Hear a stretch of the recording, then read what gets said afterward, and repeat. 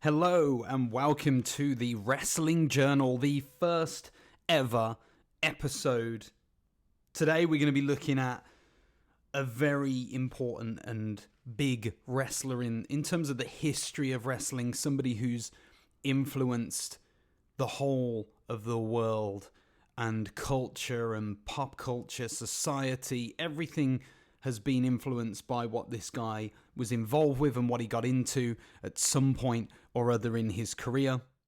We're going to enjoy looking through some of his matches and the things that he's done.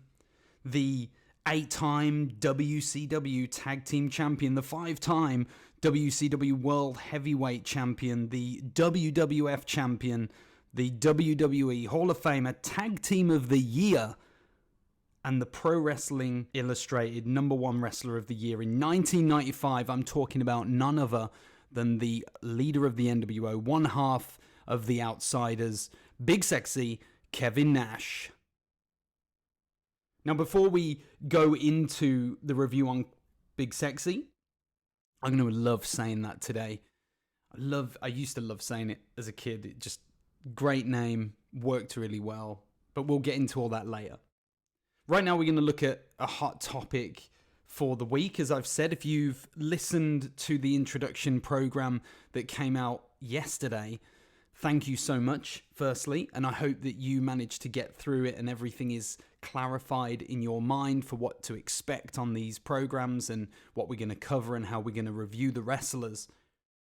But what I did mention was we're going to look at a hot topic every episode, if there's any out there to look at.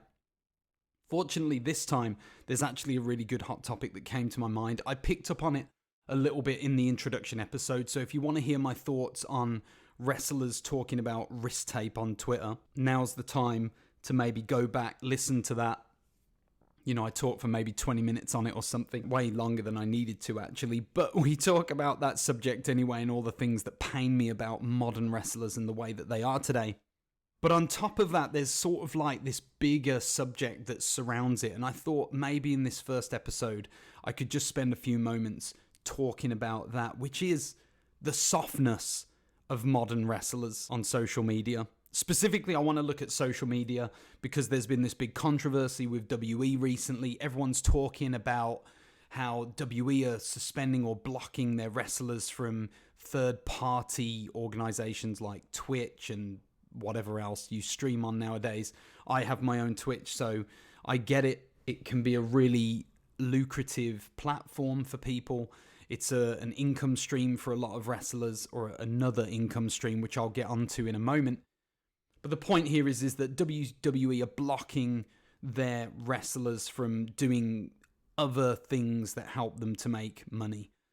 And to me, I understand it. And when the news came out, while I was a little bit saddened by it, I mean, it's never nice to hear that a company is, you know, almost putting a chokehold on their talent and saying you can or can't do this. It just feels like they're being autocratic and they're controlling the very nature of their people.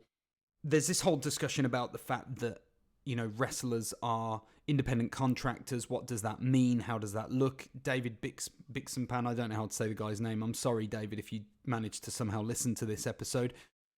He talked about the fact that, you know, they should be unionizing. Wrestlers need a union so that they can come against this stuff and actually make demands. I agree with the unionization of wrestling. I want to start with the real plain and simple point. I think wrestlers need to have a union.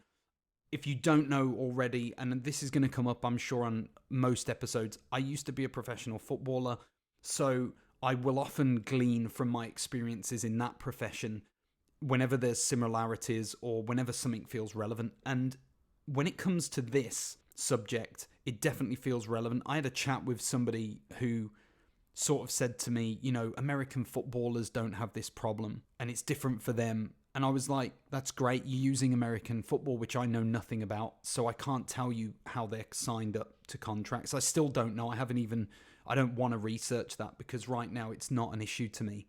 What I know is that as a footballer in the UK, you would be known as a self-employed person. Self-employed is the equivalent of an independent contractor in the United States. It means that you can essentially work for whoever you like, but you sign a contract which basically signs over exclusivity rights for you and the use of who you are and the skills that you have. And that's what happens. Footballers sign a contract, 3-year deal, 4-year deal with whatever club, and then they're part of that organisation for those years until there's either a contract termination and a mutual agreement to part ways, which happens a lot. Maybe the contract runs out and you end up getting released, or there's a transfer. Now, transfers are something that interests me with wrestling because I'm surprised that AEW doesn't buy out a contract from WE. It's possible, but you have to agree to a fee to do it. And I'm sure that with football, there are so many clubs worldwide, it's easier to negotiate and there becomes a transfer market. When it comes to wrestling, it's not possible because you've only got 1 or 2 main players who can afford the contracts. So essentially what would be happening, AEW would be outbidding themselves and WE would be heightening the price of their talent to make it impossible or very unrealistic for AEW to buy someone, and vice versa. So that's why you don't see sort of transfers in wrestling. It's possible. You could buy out a contract. And what almost happened back in the 90s with Bret Hart was that situation. Vince McMahon had to decide, am I going to allow Bret to stay and financially bankrupt us in doing so, or am I going to push him to be released? So instead of asking for a transfer fee, he actually just negotiated the release of Bret Hart from his contract so that he could negotiate with WCW and then go there. So that's the way that wrestling seems to do it. They tend to negotiate because there just aren't enough companies out there to be creating a transfer market. The economy doesn't work when there's only 1 or 2 main players who can afford it. You would end up having people being sold for hundreds of millions rather than in football it goes from hundreds of thousands all the way up to 100+ million nowadays. So the economies of scale are greater in football than they are in wrestling. So in that sense, don't expect transfers and stuff like that. But everything else is very similar with the way that it works, particularly with contract negotiations, particularly with and when it comes to the exclusivity of rights about the person themselves. So David Beckham, when he signed with Manchester United, there was no marketing agreement in place for him when he first signed at Manchester United. But what happened was he then had his intellectual property rights changed in his contract when he became a megastar. Once he blew up and the marketing engine got behind him and everyone was behind David Beckham, the brand, that's when they started negotiating IP rights into his contract. And that's one of the main reasons why Alex Ferguson had to let him go. Because ultimately, David Beckham wanted money and royalties from everything that Manchester United made, and it became too much of a business thing for him, so he let him go. And that's one of the main reasons why Beckham went to Real Madrid, biggest club in the world at that time, and it just made sense. Marketing-wise, he got a massive chunk of the royalties from his rights and all that stuff. That's what happens in football. It happens in wrestling as well, but it also happens in other sports. I just don't know how the contracts are written up, but I know that in football and wrestling, they're very similar. So when you start in football, and this is where I started, I was fresh into the world of football, and you get offered your first contract. Most young players will just take the contract without, even with an agent. The agent won't usually put specific details like that in yet because it's your first professional contract. It's the first time that you're signing exclusively with one company or organization, however you want to look at it. With wrestling, it's the same principle. You sign, and especially for young talent are not going to get any meat at the negotiation table. They're not going to get any food on their plate. WE are going to take everything and say, you are owned by us. You do what we say because we are giving you a lot of money to be part of our organization, to wrestle for us. We're going to expose you to an audience that you couldn't reach in any other organization. And I don't think anybody could argue with that point at the moment in wrestling. Even with AEW, the exposure that WWE have worldwide as a global brand is so much larger than anybody else. I would say that WE have more of a global reach than all of the other wrestling organizations put together. That includes New Japan, that includes A&W, that includes Ring of Honor. You could add all these guys together and they wouldn't even scratch the surface of the reach that WE have. And with that reach comes power. And that's why when it comes to negotiating contracts, when it comes to exclusivity rights, when it comes to marketing deals, WE control everything. The only way that you can start getting any control back yourself is if you make a name for yourself outside of wrestling, which is what's happened with stars like The Rock and John Cena. Remember, The Rock's name is still owned by WWE, but The Rock agreed from his star power to share those rights. Stone Cold Steve Austin is still owned by the WWE. That's why he calls himself Steve Austin. They can't get that part of his name. He's allowed to use that. Or at least he probably changed it from Steve Williams. And that's the point I'm making here, is that there is leeway, but you have to earn it. You have to get to this point in the business where you are showing WE that you're more powerful than just wrestling. Once you get to that sphere, and John Cena's going to get there if he's not already, where he's going to have royalties and cuts of his own naming rights now that WE don't. They'll just start sharing the contract with them, because ultimately John Cena as an actor is becoming bigger. Dave Bautista would be the same. Although if you look at Dave Bautista, he doesn't use the name Batista anymore. He uses Dave Bautista. He's gone back to his original name. So for him to get away from naming rights, to get away from having to share any of his money with WE, he just uses his real name. And that is why we're seeing people like Paige go to her real name on her Twitch channel. That's why a lot of wrestlers will just switch to their original real life name, because that's not touched by WE. And I know that people have talked about, well, WE have claimed that they own the name of the wrestler. They do. But they don't own the real name of the person. That's impossible. It's not possible to sell your... I'm sure you can negotiate it if you're stupid. But most people aren't stupid, and they don't sell their actual name to a company. It would just be absolutely ludicrous if you did that, because you'd have to legally change your name the second you leave the company, which is just crazy. This is why the Ultimate Warrior changed his name legally, because by having his name legally as the Ultimate Warrior, or just Warrior, I believe he changed it to, he stopped and prevented WE from stealing his gimmick. And that was a very clever way of doing it, which is why WE hated him for it so much, because they wanted to market the Ultimate Warrior. And when the Warrior changed his name, everybody started saying, well, what are we meant to do here? There was a conflict of interest.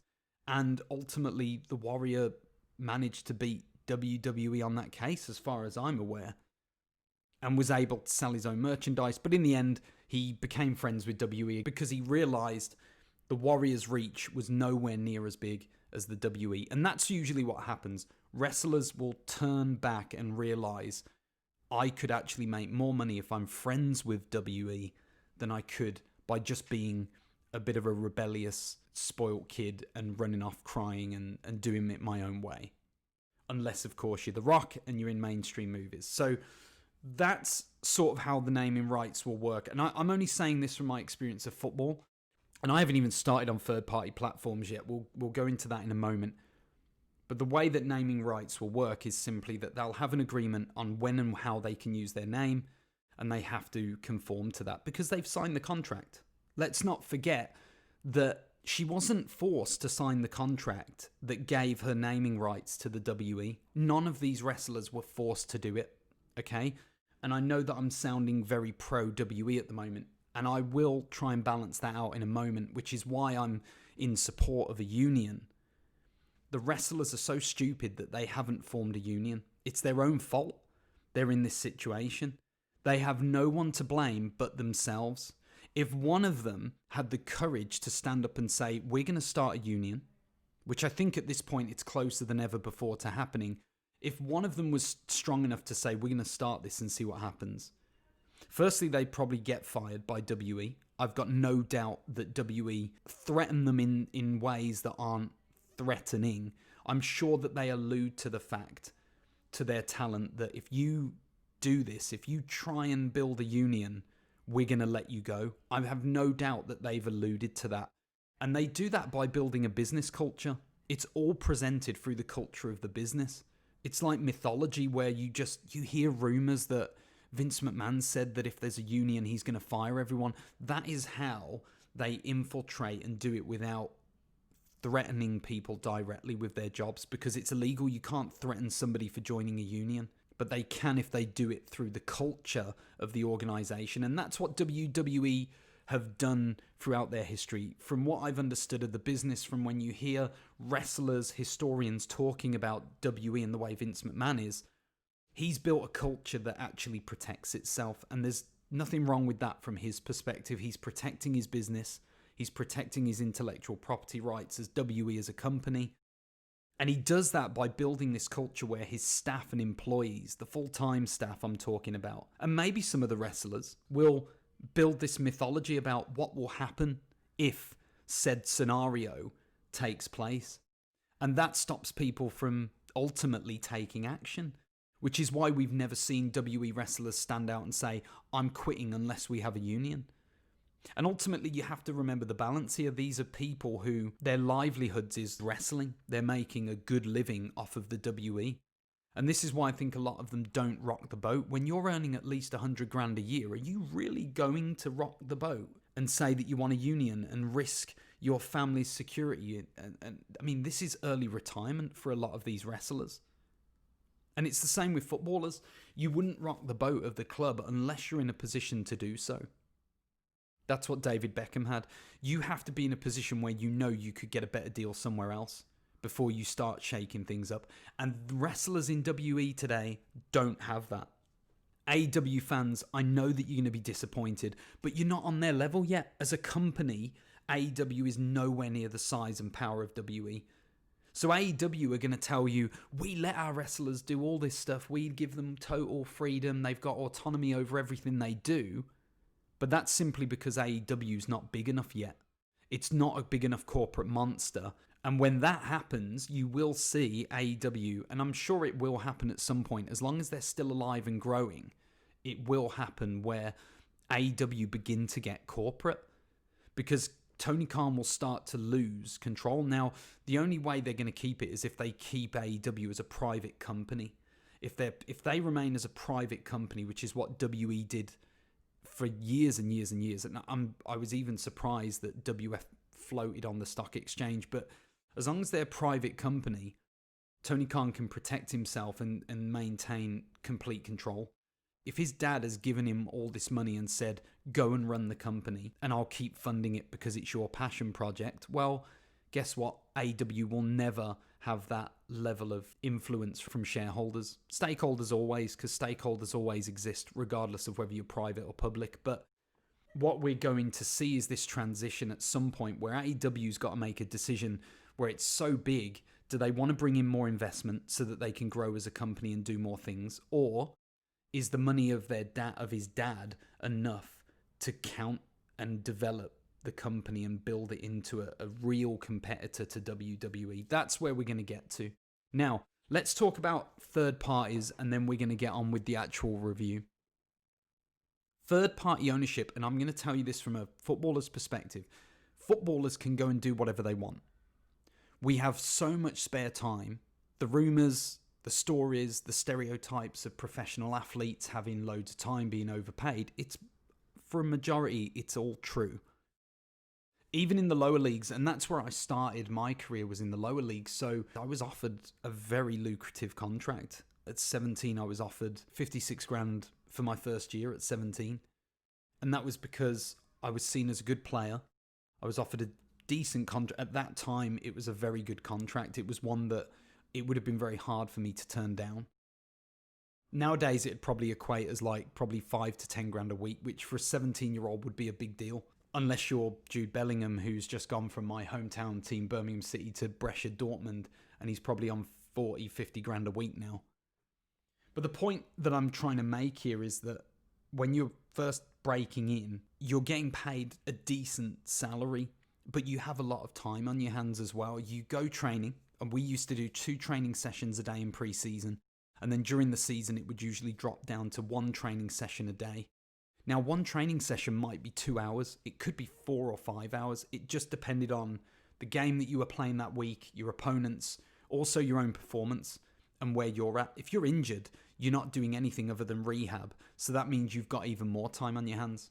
The point being that you can basically do what you want with your spare time. Nobody ever really stopped us from doing whatever we wanted to do in our spare time. However, if the club found out that you were doing something that they deemed inappropriate because it affected or tarnished the reputation and image of the club, they would talk to you about it. They would warn you, they would fine you, they would do a load of things to stop you from doing it.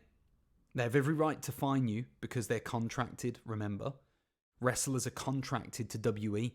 WE can fine them for misconduct. It might not be gross, but it could be misconduct. If they do anything that's against the rules, they'll get fined. And this is why you have wrestlers being fined for smoking weed.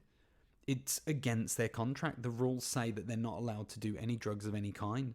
And so if they're caught doing weed or marijuana, whatever you want to call it, they're going to get fined, and that happens all the time. I think a lot of them have spoken openly about that they actually don't mind taking the fine because they're paid so much.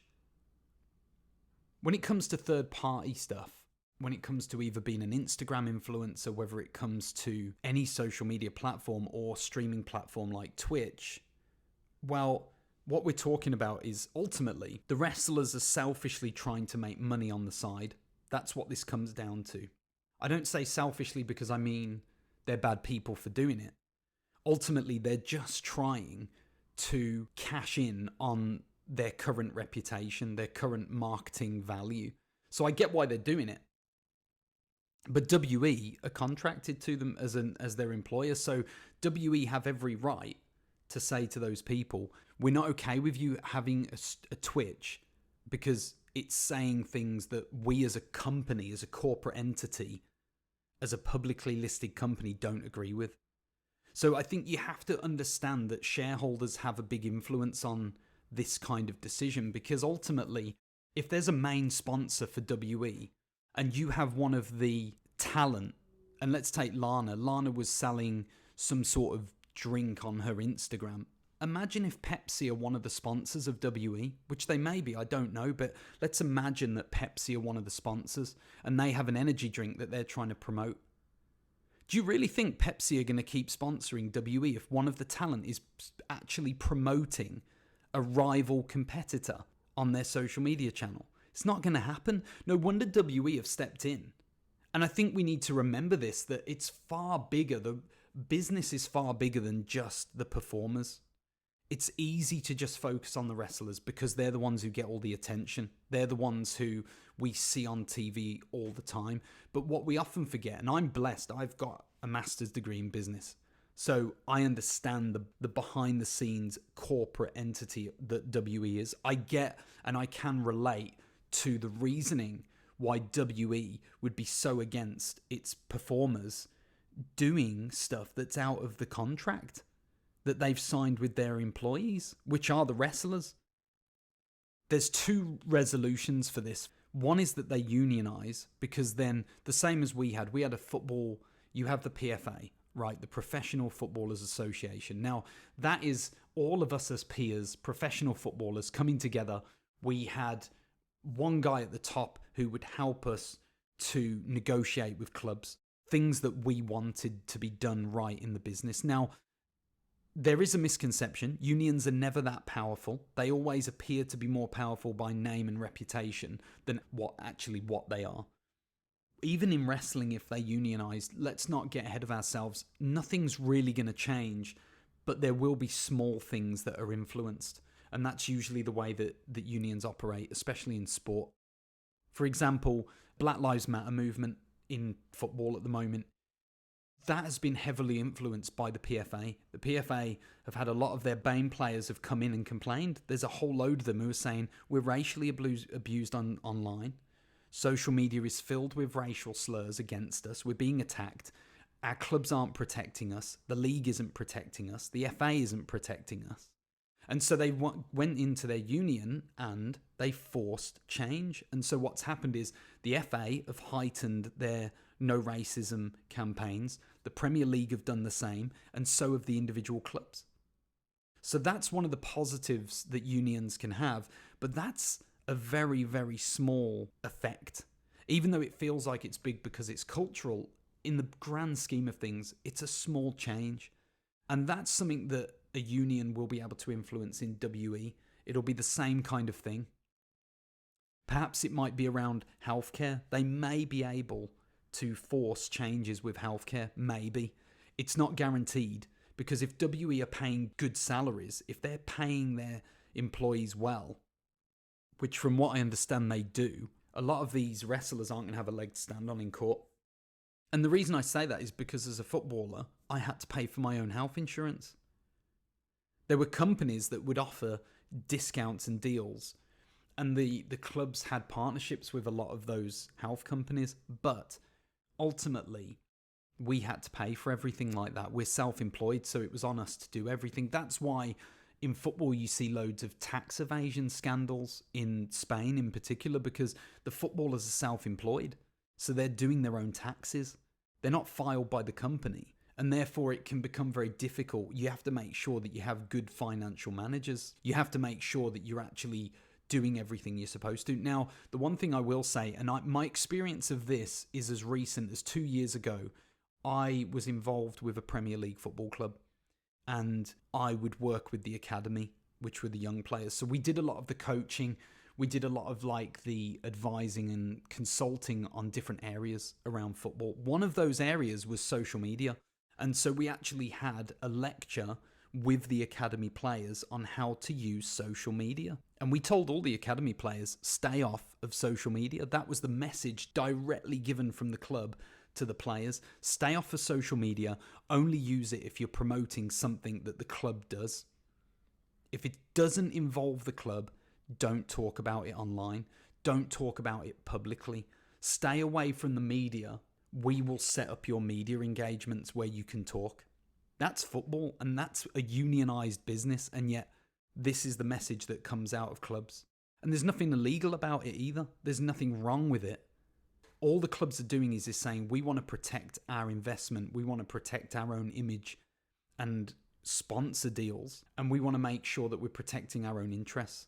It is selfish, but that's the way that business works, and WE is going to be no different. They have too many people to answer to just neglect all of those. If they neglect their shareholders for the sake of the wrestlers, they're going to lose a lot of sponsors. They're going to lose a heck of a lot of investment. They would lose more money by doing what their wrestlers want them to do than if they do what they want to do. And that's ultimately why things won't change until either wrestlers unionize, or the second thing, wrestlers need to leave. They need to negotiate releases from their contracts. There's two ways of doing that. They do it the friendly way, which is they sit down with WE and they negotiate and hopefully get cut free, which doesn't really happen because WE are not stupid. They don't want to lose everyone to AEW or to a competitor. Or you break your contract. That's the only way around it. A wrestler would have to break their contract, which would cause them to be sued, essentially, by WE. There is no doubt in my mind, if WE think that a wrestler has purposely broken a contract, they're going to sue their talent for everything they're worth. They're going to ask for all the money back that they've paid them on the contract. They're going to do the worst kind of thing. I'm not saying they'll win necessarily, but that's what they're going to do. Because they're going to send a message out to people. If you try and leave this company, we're going to bankrupt you. We're going to make you suffer financially, and you're going to regret doing it. And these are the myths that will be told around the locker room, from staff to the employees to the wrestlers. These are the rumors that you're going to hear. And those are the things that are going to basically scare you into not doing anything and taking action. So I've looked at that hot topic. I hope that that's helped give you a bit of an insight, both from a business perspective and a wrestler's perspective. I know for a fact it's frustrating. If I had a Twitch account that was pulling in 40 grand a week, like apparently Pages is doing, I know I'd be mad if WE was saying, we need you to come off of Twitch. Because if I have no understanding of that business side, I get it. You'd be so mad. You'd just be like, hold on, you're literally taking money out of my pocket.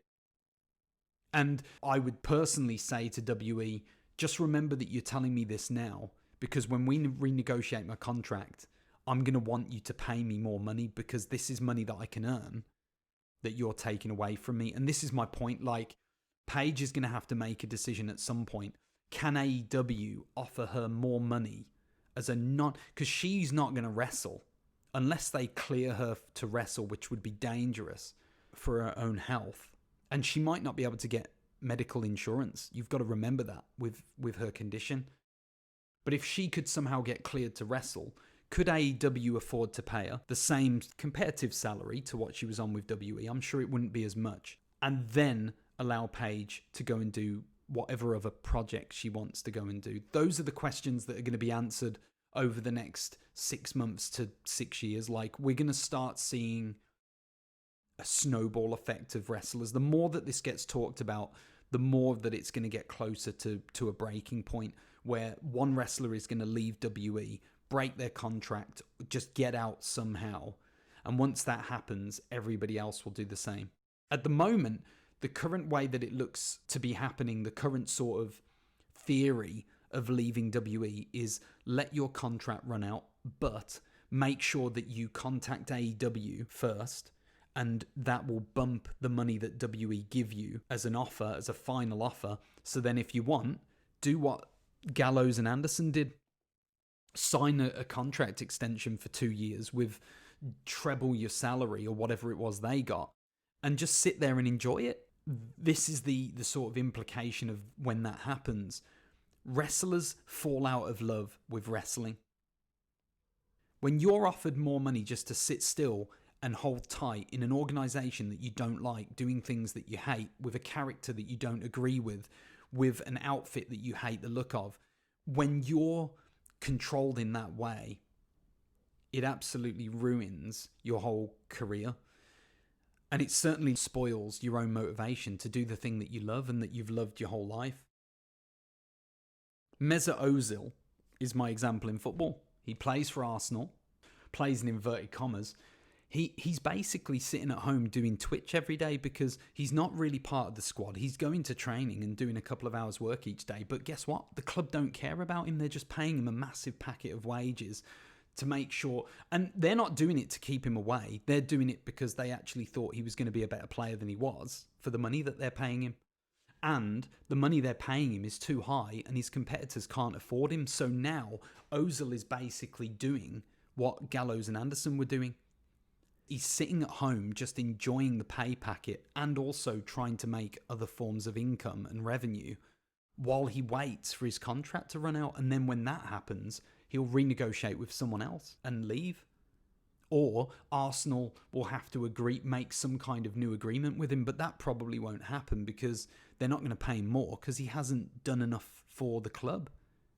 And this is what's happening in wrestling now.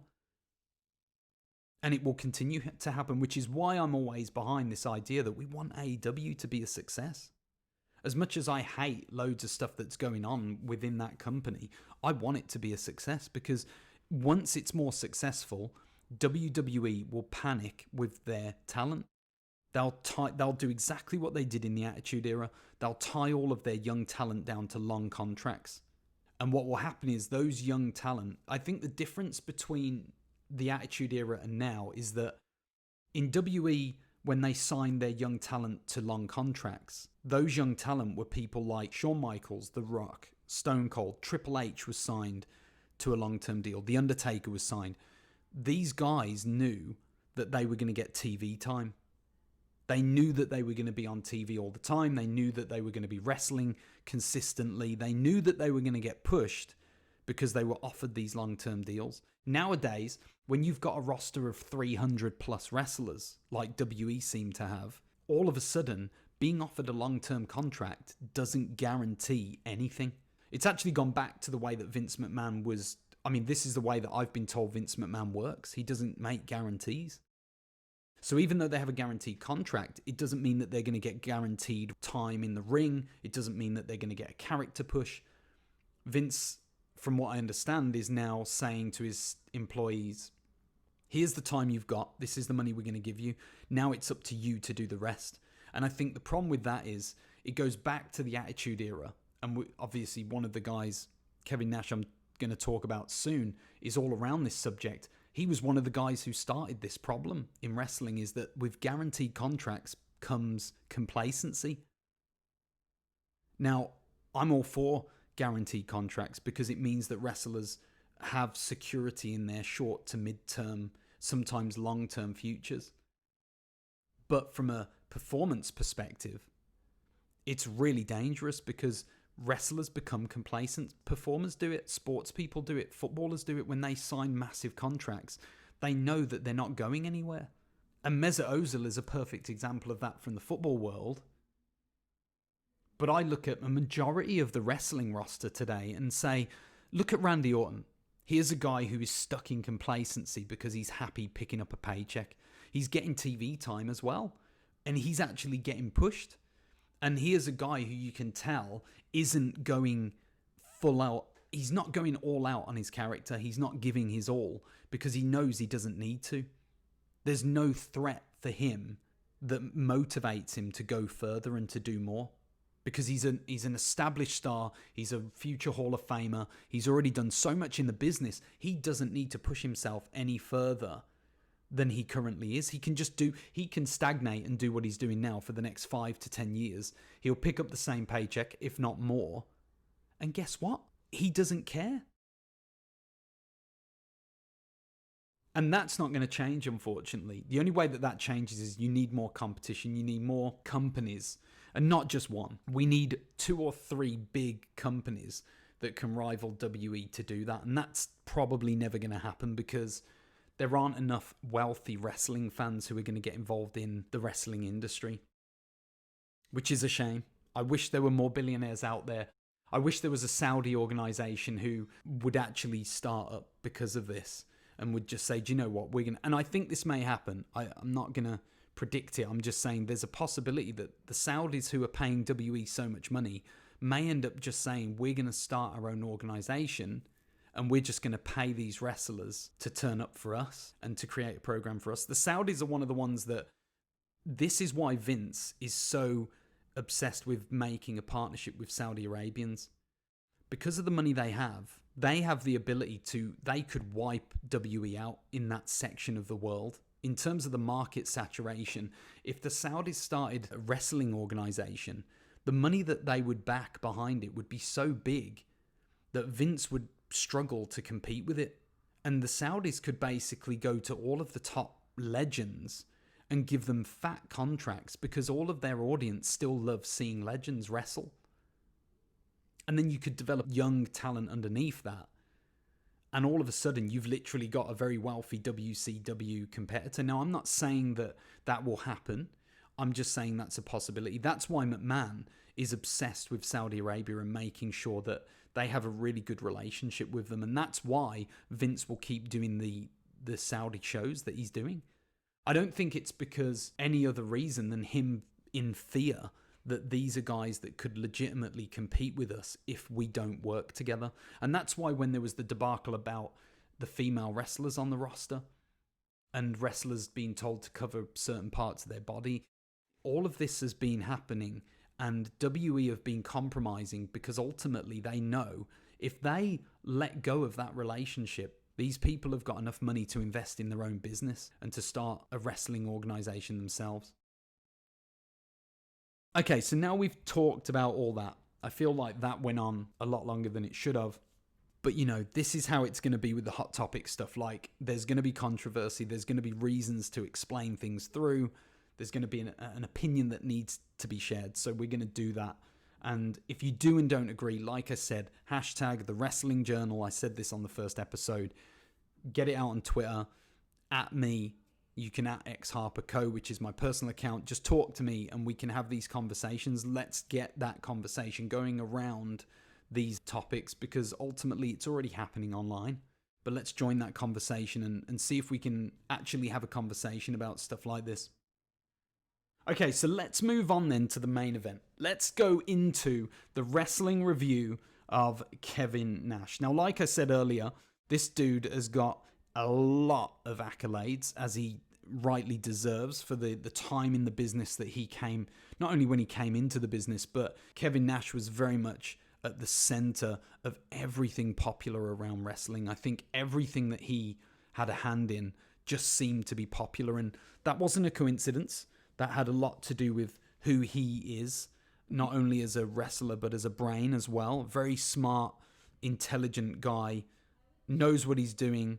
And just what I liked was him and the Clique had this idea of logic, and they could work things out very logically. I wish that if I'd ever got into wrestling, I would have been on the phone to Nash, Michaels, Triple H, Shawn Waltman. I would have been on the phone to all of them straight away, because Scott Hall as well. You would want to pick their brains, because these were guys who sounded to me like they had some incredible conversations around the business. And to be a fly on the wall in those cars, I'm sure some of those car journeys would have been crazy.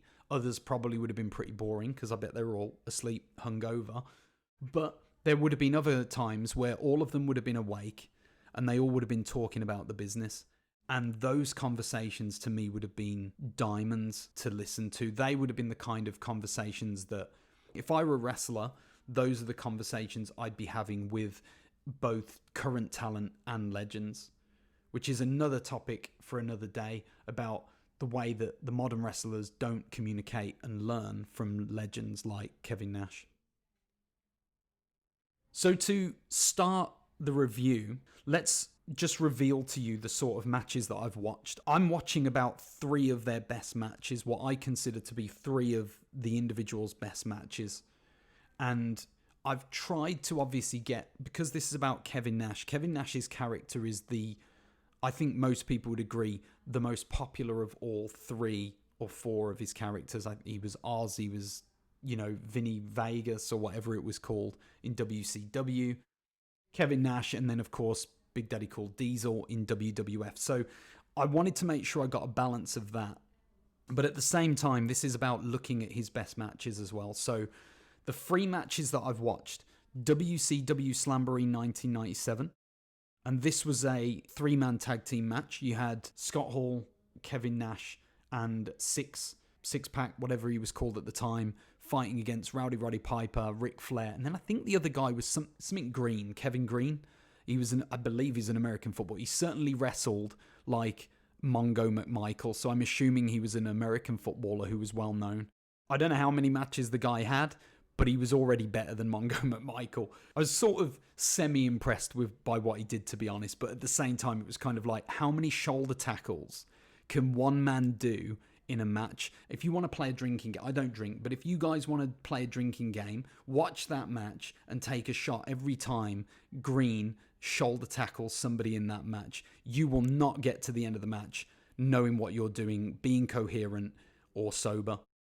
Do that after you've listened to this episode, by the way. Don't do it now. Drink responsibly and all that. Fortunately, I don't have a corporate monster telling me that I've got image rights to uphold.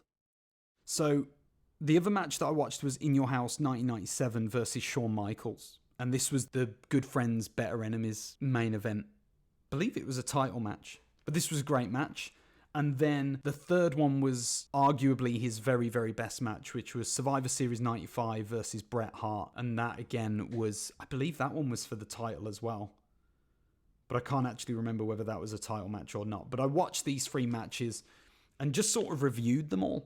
And so what I'm going to do before we go into all of the stats, before we actually look at, the specific numbers for Kevin Nash and what we think about him as a talent, I'm just going to give you the notes they're pretty quick. I'm going to give you the notes that I wrote down just so that you can understand where I'm coming from and how I rated them. And also, if you've got the WE network, I do, but if you have it, this is also a great place for you to go and watch these matches. You might even want to pause right now, watch some of the matches so that you understand what my notes are talking about, and then join back into the conversation as we start the review, because all of the numbers and stats are heavily based around the best matches that Kevin Nash had.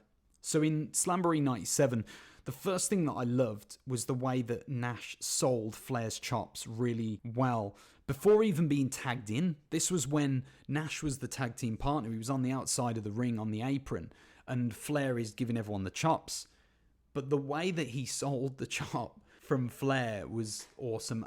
It was his facials. And one of the things I loved, and I picked this up about Nash while I was watching these, and I didn't notice this before watching, his selling was actually really underrated. I never hear about how well Kevin Nash sells stuff. And that's both on defense and offense. Said that in a really American way. But in defense and offense, he sells really well. He also oozes cool. The one thing that really stood out from this match was the way that he would talk smack while he was wrestling. And this is something that you don't see very often now. And I think the reason behind it is because often when you're talking smack, you're going to swear, you're going to say things that are really controversial and rude, which for WWE's current product, for example, you're not going to see that as much because they won't allow it.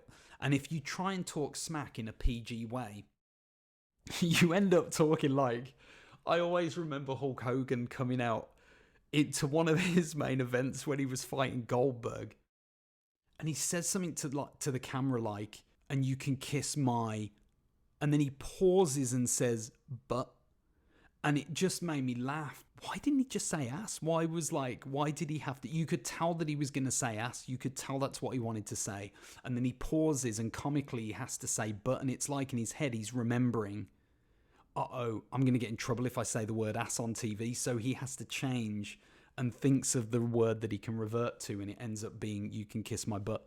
And so he ends up just sounding like a kid. And it doesn't sound believable. And when you compare those kind of things to the way Stone Cold was, Stone Cold giving the middle finger to everyone all the time, when wrestlers would come down to the ring, they were talking to the camera, they were actually saying stuff that sounded pretty vicious, like they hated their opponents. And I used to love that. And Nash did the same kind of thing. His trash talk was really good. And if you can lip read, you know that what he said most of the time wasn't friendly. And I don't know whether they deleted that. I'm not sure whether they dubbed that out or just muted it. But you could definitely tell when he was swearing and saying something that was he was legitimately trying to make himself appear mad. And you couldn't hear a thing on the camera. And then there were other times where you could hear everything he was doing, such as selling. So when he actually punches, and this is one of the things I love about Nash, even when he punches, he does this thing when tennis players are playing a match and they're really going for it, and especially in women's tennis, you'll hear this actually. All you hear is, and they're hitting the ball and they're just giving it their all. They're giving so much that it's verbally coming out of their mouth. Their effort is pouring out of their mouth as well. So audibly, you can hear the effort that's going into the move or whatever it is they're doing. And Nash did that really well. That was something that I noticed when he laid in the punches and the elbows, the forearms in the corner. He would often make the noise as he was throwing the punch just to sell the fact that he was putting in effort, to show you that this wasn't just a regular punch. He was giving everything he had. And so it sells it really well. And it was just a little nuance that I loved of his. And that really sucked me into the believability. And in the first episode, I talked about how wrestling is supposed to be believable but unattainable. And this is what Kevin Nash does really well. He makes it believable, but you know that you personally wouldn't have the same level of power that Kevin Nash has to deliver these moves. And because of that, it sucks you into the product and what you're watching. The negative from this match was that he lacks finesse with moves, but makes up for it with his power. So that's the balance to the lack of finesse. And of course, I don't think there's any surprise here, but Kevin Nash wasn't the most technical wrestler around. He didn't pick people up in a aesthetically pleasing way. He didn't present moves in a way that you looked at and were inspired by or felt wow, that was a beautiful move. Wrestlers talk about wrestling being an art nowadays. For Nash, it wasn't about being an art. It was about being a destructive force that destroyed everybody in its path. And that was what I loved about his moves. He might not pick you up for the sidewalk slam in the right way, but boy, did he drop you like it hurt. And when you saw it, when you saw his opponent land on the mat, you knew that he was in pain. And he still, as far as I'm aware, Nash still protected the wrestlers he was fighting against. It wasn't reckless power for the sake of compromising safety. It was actually just really powerful moves being delivered, hurting his opponent in order to sell what he was doing as being a realistic move, something that would genuinely hurt your back if you got dropped by a 7-foot giant. The match ends. You can watch that at your own leisure and enjoy that. But it's a great match. It's really fun watching Ric Flair walk around the ring being Ric Flair, doing Ric Flair things. Just hilarious. But also all of the NWO, everyone plays a role in that match. And it was, to me, it was one of Nash's best matches, but it was also just a very good match to watch. So on to In Your House 97 versus Shawn Michaels. What I loved here was Shawn Michaels getting mad at equipment and staff. So this is going a bit away from Nash here. I just had to make a note of this, and I'm going to talk about it when I review Shawn Michaels. But the best thing about him, and this makes me laugh just thinking about, Michaels seemed to be so angry at the staff. The cameramen in particular always seemed to get a piece of Michaels' mind. And the best part was, because they were cameramen, you would often hear Shawn Michaels and what he was saying to the cameraman. And he was always so peed at every cameraman that got in his way. Anybody who did something that he didn't like got his fury and got the harsh end of his stick. And it was always fun to watch. I used to love watching him just... If something didn't go right and there was a prop that he was using, which is what happened in this match. If you watch the match, there's a spot where Michaels goes through the table and then Michaels picks up an instrument to hit. I think it's a chair that he's trying to hit Nash with. And essentially what happened is the wire from the monitor gets caught on the chair. So Michaels is pulling not only the chair with him, but he's dragging this TV monitor with the chair. And when he starts bashing Nash, it is worrying that the monitor's going to flip over with the chair and also hit Nash, which would have looked cool, but I'm sure would have been very dangerous. And you can just see how angry Michaels is that the cable is tied around the chair and he's trying his best to remove it. There's one point where even when he's lying on the table after he's gone through it, he's wrestling with the table cover and he's at one point he's rolling around like a pig in a blanket. And it's just so funny watching him wrestle and have these sort of sub-wrestling matches with either the WE employees or the WE props. It's just really fun to watch, and I used to love that. Anyway, Nash had a great attitude. Disregard for rules and authority was great. This specific storyline, Nash was very angry about Vince McMahon. Now, I didn't watch the previous promos, so I don't know the whole context of this, but clearly Nash was angry with Vince McMahon as well. Vince would talk on the mic and then Nash would keep looking over at him and giving him these looks. He would say stuff.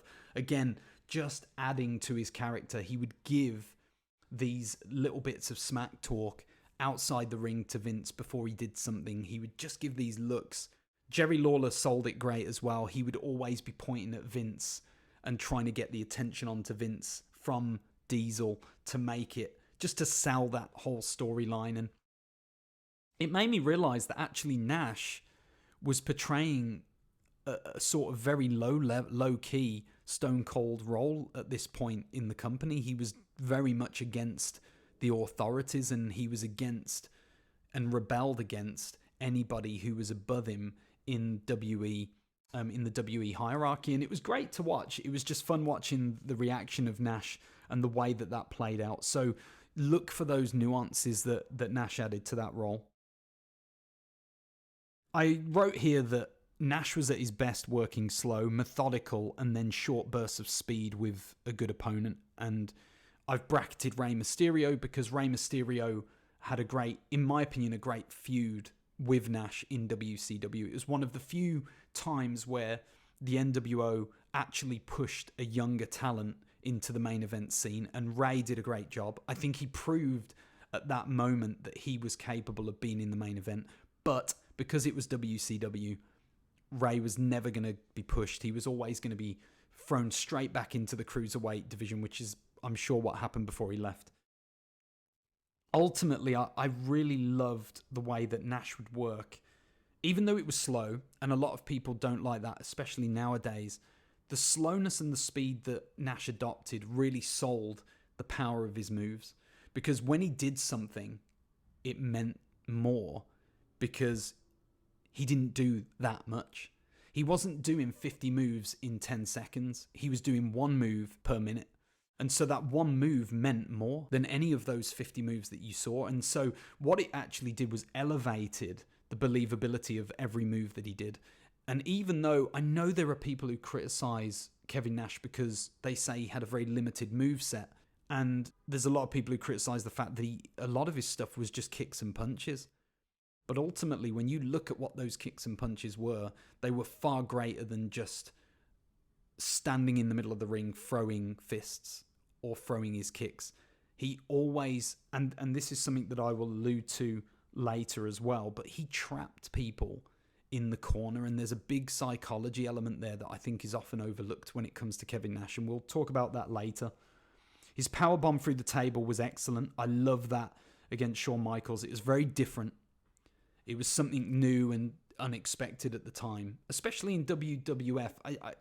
I never saw those spots. I never remember watching those growing up. So seeing this match again and watching a wrestler being powerbombed through a table, it really had an importance because it was different. It was new. It wasn't something that you saw in every main event or in every match. And so, again, it just really sells this idea that Nash was against authority. He didn't care what anybody thought. And again, the Spanish announce table gets broke. He also sold really well. I thought that I was really impressed with the way that Nash sold moves in this match against Michaels. I felt like when Michaels hit him with a move, it actually felt like it hurt Nash. And it just worked, and he did that really well against Bret as well, and we'll go into that next. So Survivor Series 95 versus Bret Hart. And by the way, I forgot to say this with the first match. I gave this one an 8 out of 10. I'm not trying to be Dave Meltzer, but the Shawn Michaels match I gave an 8 out of 10. It was just a really entertaining match to watch. It could have been much better, I'm sure, but it was a really good match. And the in case you're wondering, the Slamboree match, I gave a 7 out of 10. It was good. Could have been better. I think that Kevin Green ruined that one for me. Had they have had a really good third guy like Chris Benoit, that would have sold the match to me. Or somebody who was just better at wrestling, who knew what they were doing. I think that would have made the match even better. So Survivor Series 95 with Bret Hart. I gave this match an 8 out of 10 also. So it was equally as good to me as the match against Shawn Michaels. What I loved at the beginning of this match was the psychology between Bret Hart and Kevin Nash. They did something that I don't often see in wrestling matches to begin with. You had two guys, if I remember, Kevin Nash and Bret Hart were both at least getting cheered. I'm not sure who was supposed to be the heel in this match. I know that Bret would probably be the face, but I'm not sure if this was a face versus face match or if Diesel was just getting cheered by the fans. Anyway, it was a great start to the match because Nash pulls the turnbuckle pad off. And this is before the bell's gone. This is as the referee's preparing the match. Bret Hart turns around and he does the same to the opposite turnbuckle. And this, to me, really enforces what's to come. They really drive home the point here from a psychology perspective that both fighters are willing to go to any lengths necessary to win this match. And for someone like Bret Hart, that's a big deal. For Bret Hart, a big face, to turn around and just be like, screw the rules in this match. We know there aren't any rules in the match, so therefore I'm going to go above and beyond and do whatever it takes to win. And that psychology, it was such a simple thing, but it really made this match engaging. It really set the match off on the right foot, and it was something that resonated with me, and it grabbed my attention and made me want to watch on. So Nash was a corner expert, and this is what I alluded to in the last match.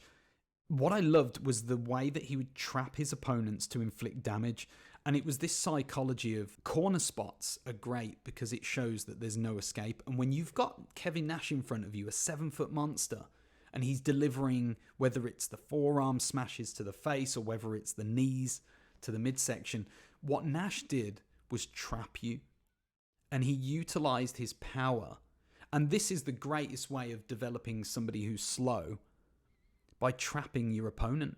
Because once they're trapped, it doesn't matter how fast or slow you are, they're trapped. The opponent's got nowhere to go. The only thing that's going to happen is they're going to get hurt. And that's what I loved about this match, Kevin Nash, and what he did in other matches against so many other opponents. So people who complain about the corner spots that Nash did, I actually really appreciate them because I see the psychology behind it. And to me, as a fan, it said, this is a guy who's trapping his opponent, making sure that they can't get away to inflict damage. And to me, that's smart. That's just what you would do. Like, that's a logical thing. If I'm big, strong, but slow, the best way that I'm going to hurt somebody is if I trap them, put them in a situation where they can't escape. Because he knows his power. There's no way that Bret Hart's going to overpower him to get out of the corner. And he's in the corner, so there's no way of wriggling out. The only way is like Rey Mysterio figured it out and would often duck between his legs. But you would have to be a super fast guy to be able to do that kind of escape. And Bret, Shawn, they weren't that fast. They were fast wrestlers, but they weren't that fast.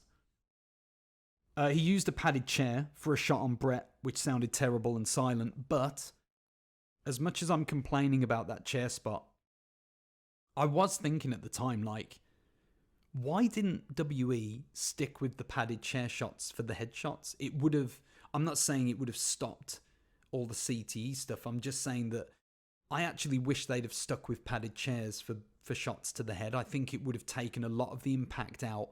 It would have helped a lot of the wrestlers in their health to not get concussed.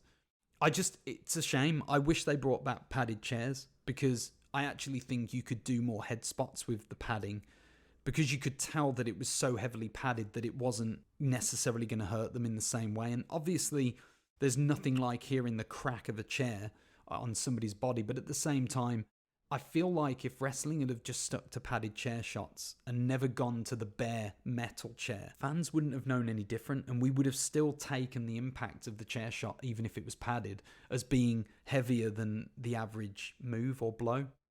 So I kind of wish they did that more. I wish they would stop doing the normal chair shots and actually go back to padded chairs. I also never got it because I was like, I've sat on one of those chairs before and they're so uncomfortable. Like, why would anybody want to sit on an exposed metal chair? It just didn't make sense. And I was like, the timekeeper is sitting at this event for like 3 hours on that chair. His back must have been screwed.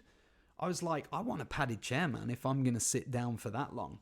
So for me, it was like logical that the ring announcers and all that stuff, the bell ringer and whoever it was, they would have a padded chair. It would make sense. Maybe there would be an exposed one under the ring or somewhere else that you could get it from. But I always wondered, like, padded chairs should always have been the bigger initial chair shot.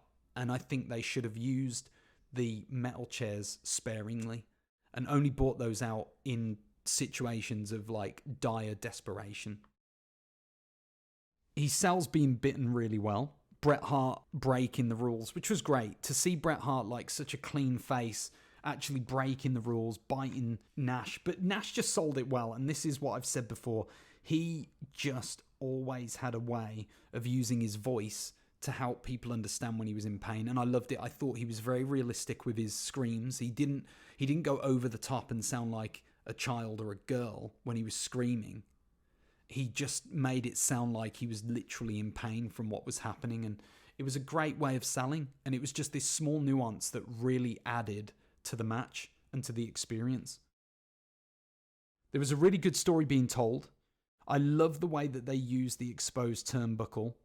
They didn't just use it once at the end of the match. And this is something that it would have ticked me off if they'd have just used the turnbuckles once at the very end, after exposing them at the beginning of the match. What I loved is that they went straight to the corners. Like, there was one corner in particular that they use in this match, but they actually used the turnbuckles as a means of attack and offense. And that made it great for me because I was like, I appreciate the fact that you intended to use them and you're actually doing what you intended to do. Because most wrestling matches don't make sense when they expose a turnbuckle and then for some reason it doesn't get used all through the match. And then at the very last minute, they use it and that finishes them off. Now, while I agree that the pain that it causes should lead you to the finish, I don't agree with the idea of exposing turnbuckles or bringing chairs in or weapons in early and not using them. It makes no sense to me. I think logically it just doesn't add up. Whereas if they're out there, you should be looking to use them straight away, because ultimately it was a no disqualification match. You could do what you wanted. So why wouldn't you use illegal objects? Why wouldn't you use things that are going to help you to ultimately win? So I love the fact that they kept doing stuff around the ring post. I love that Bret used the cable, and even though it looked a little bit, it was I think they just timed it right where Nash gets caught. Bret ties Nash's leg to the ring post using like a microphone cable. And I think if they'd have gone much further, it would have become unbelievable. It would have just become silly. And they just finished it before, just as I was beginning to get bored with it and think, okay, now it's time Nash should have got out of this. He should have focused on his ankle and got himself away from being tied to the post. Just as I was beginning to feel that, they stopped. So I feel like they timed it okay. Like maybe they could have done it a little bit sooner, but that's me being very picky. But I love the fact that they used the turnbuckles. I love the fact that they were focusing most of the match around the start point of the match, where they, psychology-wise, they just said, this is what to expect. And they actually delivered on it. Another good table spot. I'm going to go back to the Shawn Michaels one. That was a powerbomb through the table. This one was much different. This was simply Nash shoving Bret Hart off of the ring apron into the table. And I just loved it. It was such a basic spot, but it made sense. Nash saw the table behind him, behind Bret, and he just pushes Bret off, and Bret goes flying into the table and through it. And it was just, this is what I'm saying. These inventive ways of doing the same thing are what make a match interesting to watch. It makes it repetitive viewing.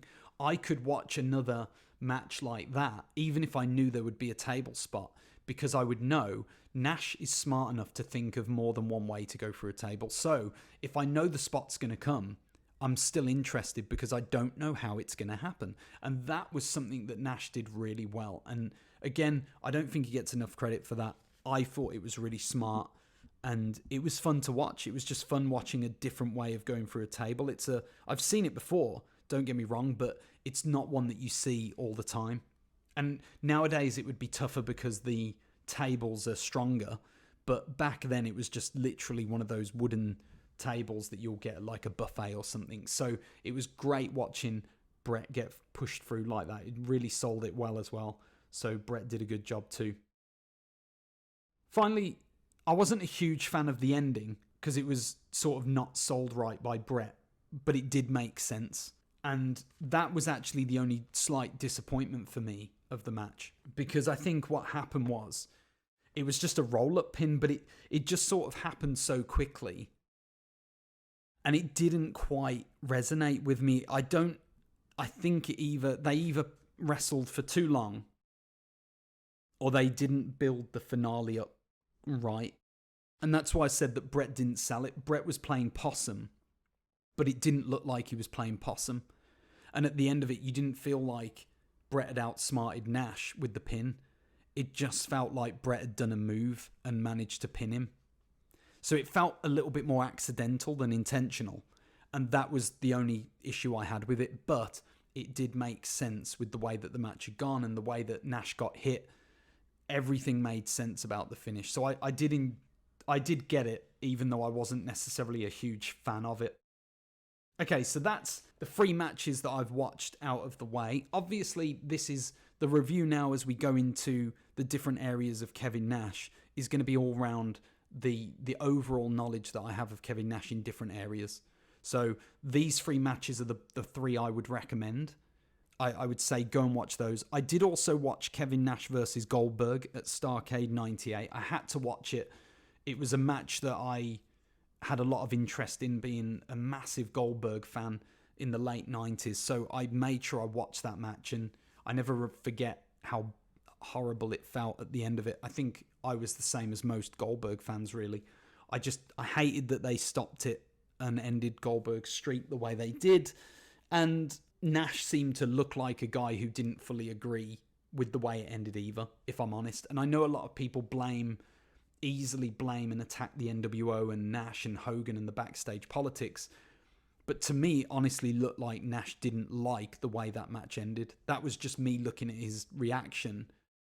And not like the fake reaction of why is he injured. That's not what I'm saying. It just felt like there was something there that said, why did we do this finish? It doesn't make sense. And WCW were great at messing up finishes. It was one of their staples, was that they were brilliant at just not finishing matches in the right way. Anyway, the first thing we're going to look at for the review is Kevin Nash's character.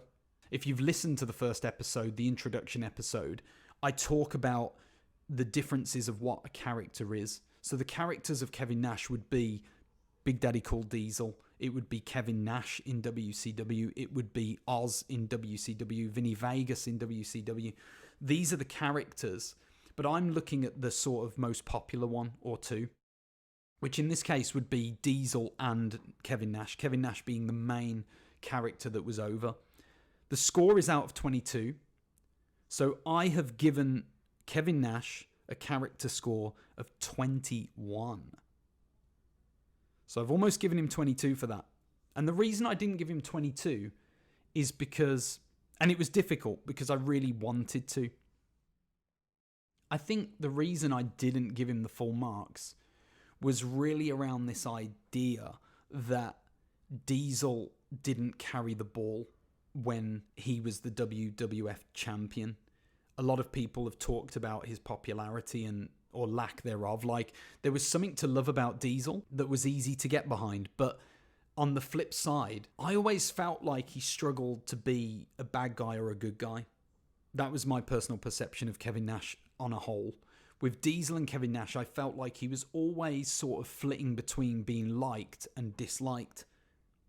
The NWO era, when it first started, Nash was easily a heel. It was obvious. That was the one time where I loved Kevin Nash's character, but it just didn't happen consistently enough. Once the NWO became cool, Nash kind of began to be cool and embrace the fact that the fans were cheering. And I didn't like that because I wanted him to just play into the heel character that went into the business of WCW to try and take over and show them that they were crap wrestlers and that they were the best guys coming from WWF. And so I think I just sort of lost that full marks just because there was that little bit that I wanted that just didn't come out. And that's what I wish I'd have seen more in WCW days. I really wish that Nash should have stayed as... He was always cool, and that's fine. But when you look at it, when you look at the NWO and the way that they sold themselves, they wanted to be faces. There was a very intentional switch where they knew that they were cool, and you could see that they were embracing the fact that we want to be well known, we want to be popular, we want the fans to like us, and I hated that bit. That was the bit that really started turning me off of the NWO, because I was like, you guys are supposed to be the enemy, so act like it. Don't act like you're the good guys. Let WCW be the good guys, unless the crowd want to switch it around. And the crowd didn't want to switch it. They were never going to let WCW be the bad guy.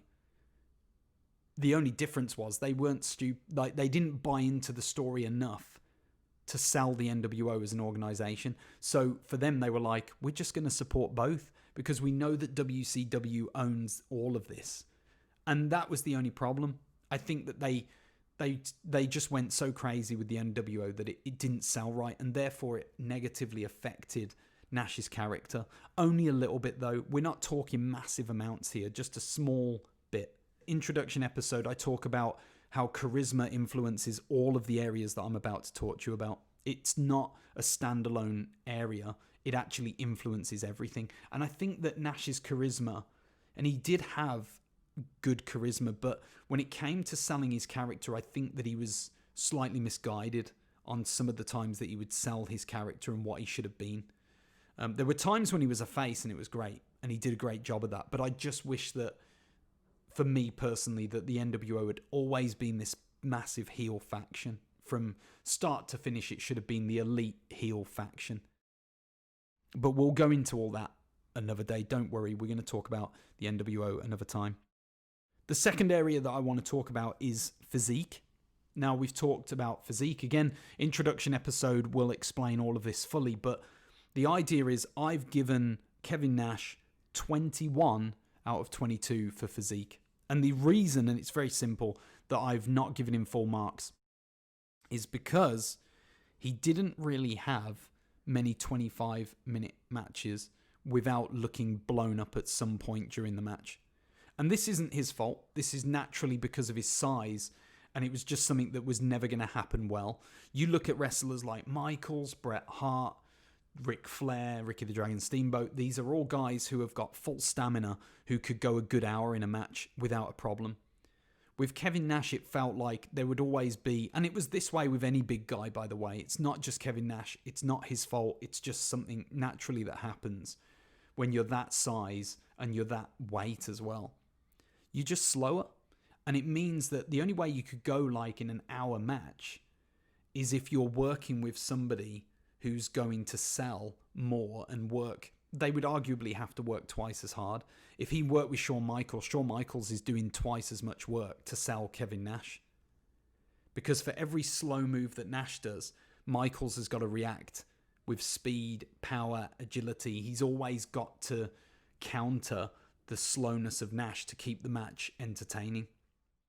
I've never been a big fan of two slow workers working together. It's very lethargic and it gets boring very quick. So unless it's a quick match, I'm not a big fan of two big guys working together. Unless, of course, you've got someone like Bam Bam Bigelow, who was such a rare talent. Even Vader was rare enough, but Vader would blow up as well. He would easily lose stamina in the middle of matches. And when you watch Shawn Michaels versus Vader at SummerSlam, you see that happen numerous times. They basically give Vader too much to do and he blows out and he's got no energy.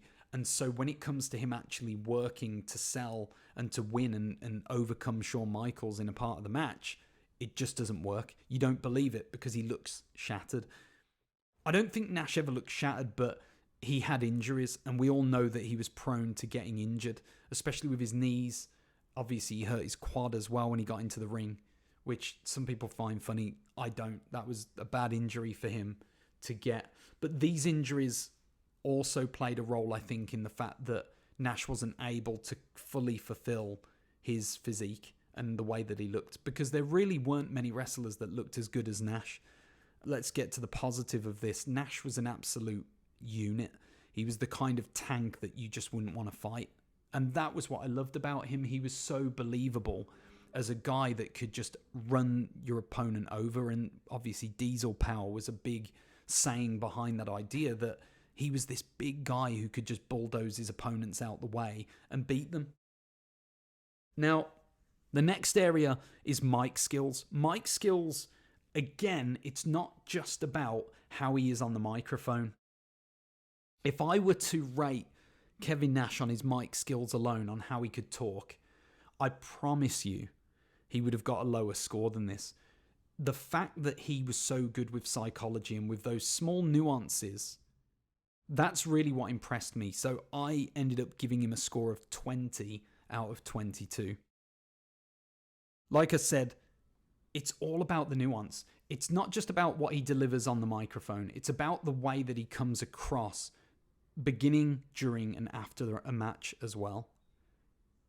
The charisma that Nash had, that natural charisma, really comes out when he's walking to the ring. He's got a swag about him that you just look at and you know he's a badass. You know that this guy is someone who is someone. You know that he's got value as a wrestler. And as a person as well, like just as a personality, you knew that he had a persona that was worth watching. Then when you look at the way that he sold punches, the way that he sold his offense and defense with the punches, the way that he would scream in pain when he was hurt, but it wasn't overly done. It was always just about right. It was the right amount of pain to display audibly to make you believe what was going on. And I loved it. I thought he was excellent at that. Really underrated, in my opinion. There were times where I felt that there were times where Nash was excellent on the microphone. He was a smart guy. He is a smart guy. He's an intelligent man. He's articulate. He knows how to talk. He makes logical sense with what he says. But I think that the way he says it isn't quite right. And I'll take the promo that he delivered when the NWO first came into WCW. In fact, his first ever promo in WCW was him and Scott Hall talking to Eric Bischoff. And Nash says about, this is where the big boys play, adjective on play, which is all fine. Some grammar police come in and say, oh, is that the right thing to have said? I'm not bothered about that. It was the way he said it that didn't quite sell with me. And that happened a lot with Nash. It was just, there were a lot of times when on the mic, he could have said something with so much more anger or so much more emotion and passion, and it just didn't come across like he was really angry or really passionate about what he was saying. And I think it got worse the longer he stayed in WCW, and we know why. Nash got bored, got fed up, got complacent because he had the guarantee money and the contract. So he lost a bit of that edge, and that's the best word. He just didn't have that edge with his promos that would have given him a higher mark. Even Shawn Michaels on the microphone, he had edge to him. There was always this edge that when he was angry, you felt that he was angry. When he was happy, you felt that he was happy. You could feel the fact that this guy's comfortable. He's content with who he is at the moment. He's happy about his place in the company. He knows who he is, and he's safe in that environment. And there were other times where he felt desperate, and you felt that he felt desperate. You actually believed it. Nash was almost there. Don't get me wrong. And I actually think he's not a bad actor, by the way. I don't think that Nash is a bad actor. I just think that when it came to the wrestling promos, I think he was trying so hard to be real that he forgot to be dramatic. And there's a part of wrestling, professional wrestling, where you should over dramatize, and that makes it more real, ironically. It's this strange thing when it comes to cutting promos that I believe that in order for a pro wrestler to be more real, they have to be more dramatic and more overly dramatic. And that's what I think Nash didn't do.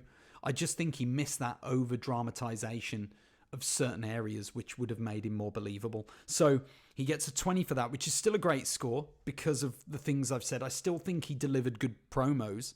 Don't get me wrong, I think he's still better on the mic. If he went in a ring and did a promo today, he would still be better than everybody else. Like 90% of the roster, whether that was WE or AEW. So he was very good on the mic. I just felt that there were these little tiny improvements that would have made him unbelievable on the microphone to listen to, because he already had everything else. So now the fourth major area of the wrestler that we look at is technique. Again, if you heard the introduction episode, you'll understand why I'm saying this. If not, go and listen to it because it explains all this stuff in detail. But for technique, I've given Kevin Nash 19 out of 22. Some of you are going to be sitting there thinking, how on earth has he given Kevin Nash 19 out of 22 for technique, like technical ability? It's bigger than that. What I said earlier about the way that Kevin Nash wasn't the best technical wrestler, but what he did to make up for it was he created and displayed power in every move that he did. He gave the moves that he did do meaning by these small changes and upgrades that fit his character perfectly. And this is why his character gets a high score as well, is because Nash was able to sell everything as Kevin Nash. He was powerful, he was big, he was a unit who could run you over in a second. So every move he did felt like he was running you over. It felt heavy. It felt powerful. I could feel the impact of everything Nash did, even though he might not have done that many moves. Even though he wasn't as technically smooth as someone like Bret Hart. The moves, when he sold them, you actually stopped and thought, geez, that must have hurt. Like, I wouldn't want to be picked up by Kevin Nash and dropped down. And I even look at his power bombs. His jackknife was the most beautiful power bomb in the business. It was my favorite power bomb in wrestling. I still use it on my own computer games now. Whenever I'm giving a power bomb to a character's moveset, I always loved to give the jackknife because it just looked like a great, powerful powerbomb. That to me is how a powerbomb should look. Between Nash and Sid, the two of them had very unique powerbombs. Both of them, though, looked equally as devastating, and I love them. I hate powerbombs nowadays. I really do genuinely hate them because I'm not sure if the guys just aren't strong enough to be able to safely lift their opponent and drop them. And somebody said it on Twitter the other day. They were watching Sid and a Sid powerbomb in a video, and they said, just look at the way that Sid moves his hands to the hips of the wrestler just before he releases them. And what you'll see is by doing that, you flatten the back of your opponent so that when they land, they're not landing on one part of their back, which would damage their back. And Nash did the same thing. I don't know whether he did it intentionally, only he will know that, but I can only assume he did because he was relatively safe worker. I don't remember loads of people ever saying that Nash was a bad worker or was dangerous to work with. Bret Hart loved working with him for a reason, and I only thought that he was very safe. I always see Nash when he's doing the power bombs. Whenever he's doing a move, he always looks like he's protecting his opponent, even though he manages to make the move look badass. So he gets a high score. He gets a 19 for that. Obviously, the areas where he lacks, he wasn't good technically. We know that he couldn't do moves smoothly. A lot of his wrestling was clunky. Even his punching and kicking in the corners, as powerful as it looked, it still looked very clunky. It didn't really flow in the way that you would like to see it flow. And I think he tried to address that. When I watched him fight Goldberg, he would line you up in the corner with his hands like he was a director getting the picture just before he laid the elbow. That was the kind of thing that I really loved, and I think if he'd have maybe adopted that earlier, and maybe he did, but I didn't see it in any of the matches I watched. I think if he'd have adopted that little bit of charisma, that is how you mask not being a technical wrestler, but you make it look like you know what you're doing. And that's what I loved about Nash, and that's why he gets a high score in all of these categories, because his charisma was able to carry him in every area. And he did a great job because he was an intelligent guy.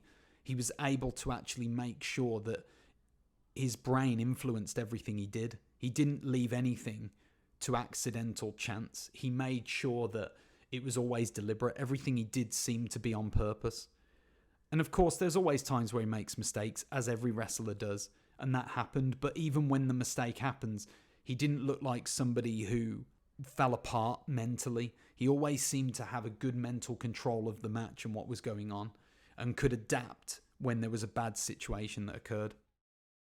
So now that we've looked at all of those 4 points, let's go into the bonus category. Now, like I said before, in the introduction video, we talked about that these 4 areas add up to 88 points.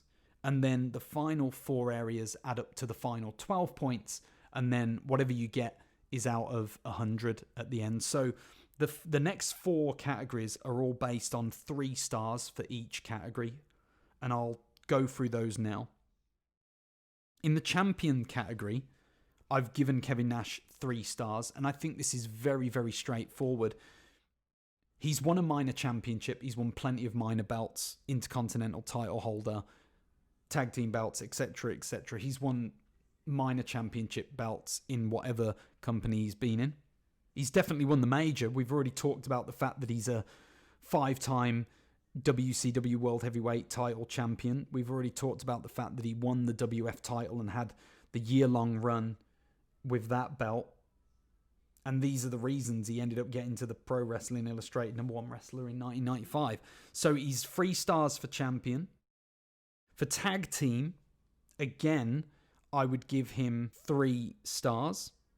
And the reason being, he's got tag team experience. We know with the Outsiders, they won the title in WCW 8 times. And he won it multiple times, hence the 8. So he gets 3 stars for that. These are obviously much more factual things than what we've just discussed with the character, physique, mic skills, and technique. These parts are more factual. We can prove them. They're existing in history. We can just point to them and say, this is why I've given him these scores. For the stable, he's also got 3 stars. The first star he gets is because he's either been or he has had a manager. Usually with Scott Hall, Shawn Michaels, he was obviously the bodyguard manager when he first came into WF.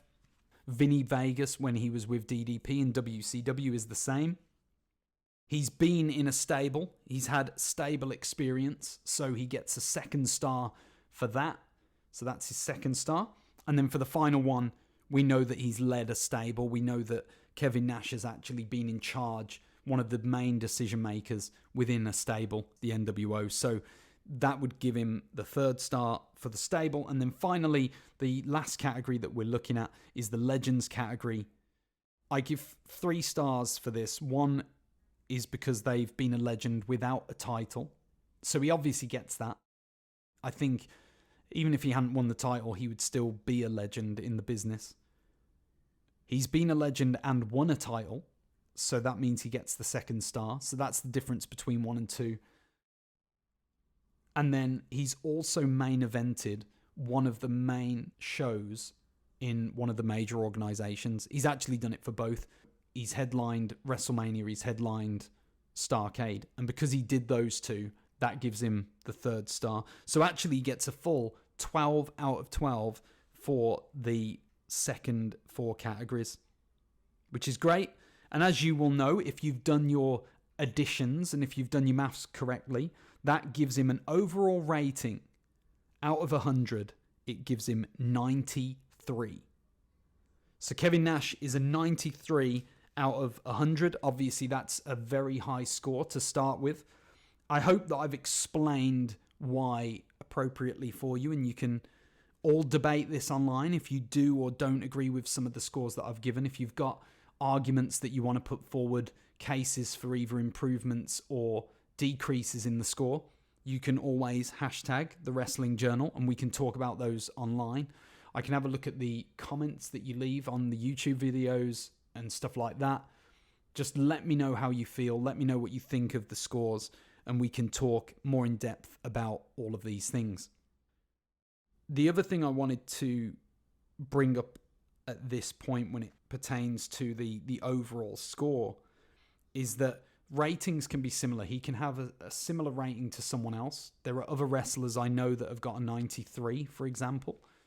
And then it really comes down to where they rank on my overall wrestling list to find out who the greatest of all time is. And to do that, and the way that I differentiate is then down to the charisma. This is where charisma and overness come into it. And that will help you understand why Kevin Nash is above some of the other guys who are also rated 93.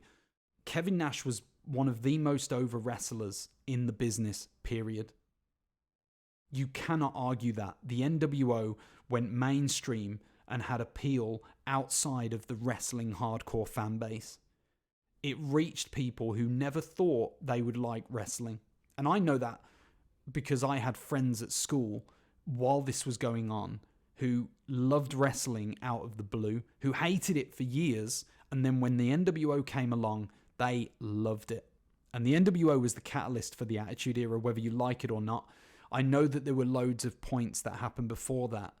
People will go back to like Bret Hart versus The Undertaker as sort of the genesis of the Attitude Era, where Shawn Michaels gets spat on by Bret Hart and then hits Bret with the chair.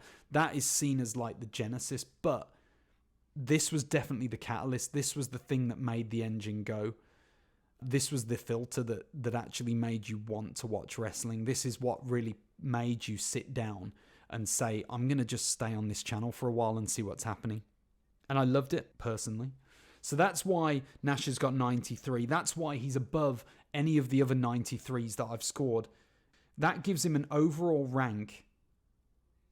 Are you ready for this? That gives him an overall rank on the greatest wrestlers of all time list of 15. So he is the 15th highest wrestler on my list, the 15th greatest wrestler of all time. And I'm sure that people are going to be listening to that and want to argue the point, and I'm down for that if you want to. Let's talk online about it. Why is Kevin Nash justifiably at 15th? Why should he be higher? Why should he be lower? That's down to you guys to tell me. But for me, there are 14 other wrestlers that are better than him. But he is definitely one of the all-time greats. Certainly somebody that I value very highly. If it was down to my own popularity and what I like, Nash would probably be higher than that. But I've tried to be as fair as I can when I'm doing these reviews. So there you go. That is the end of our review for Kevin Nash. We found out that he's got an overall rating of 93, overall ranking of 15th. You guys are now on it. You need to discuss it, talk about it online, share your thoughts with me, have conversations. And then what we'll do next in the next episode, before we review the next wrestler, I'm going to talk about some of the feedback, if any, that I get about this wrestler, Kevin Nash, the personality. If people send me videos and clips, we'll have a look at those and we'll just review those areas and see if it changes my mind. Like, I'm open to have my mind changed. I'm not going to be stuck with cement on all of these ratings and ranking positions. Everything's malleable. It can all change. So it's down to you guys now as a community to talk about this. And then if you present a good argument, I'll change things. I'll change the character's stats and I'll change his overall rating.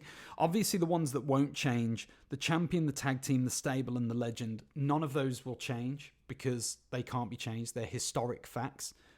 But this character, the physique, the mic skills, and the technique, once you learn what they mean by watching and listening to the introduction episode, then you can change those if you present a really good argument. Now, before we go any further, before we finish this episode, I'm going to announce the next wrestler that we're going to review. I'm not going to sell it too much. I kind of want to do the whole wrestling sale, but I don't want to build this up too much. The wrestler that we're going to review next, and the way that I'm going to do this is there'll be a legend followed by a modern wrestler, somebody who's currently wrestling. That's how I want to do this, because I'm a big Legends fan, but I don't want this podcast to become a Legends only exclusive review.